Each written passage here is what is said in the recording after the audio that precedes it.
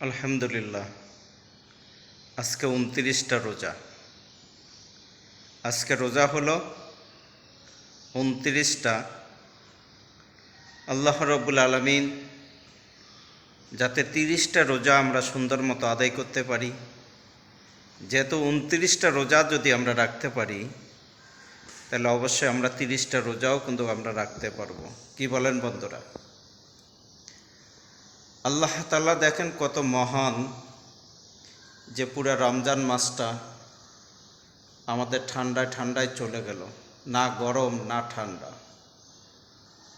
কত সুন্দর আরামে এই পবিত্র মায় রমজান আমাদের মাঝখান থেকে বিদায় হয়ে যাচ্ছে। আজকে যেহেতু ২৯টা, তা বিদায় হয়েই গেল মনে করেন প্রায়।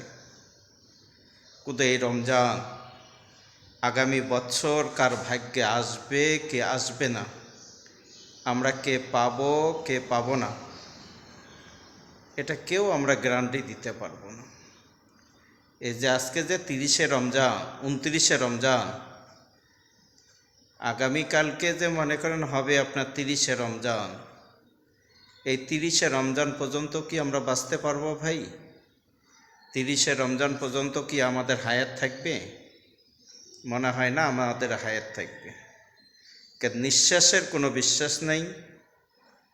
আর এই জন্য বলি যে ভাই, দুনিয়াতে যেহেতু আমাদেরকে একদিন চলে যেতে হবে, এই দুনিয়াতে আমরা থাকার জন্য আসি নাই, আমরা থাকতে চাইলেও আমরা থাকতে পারবো না।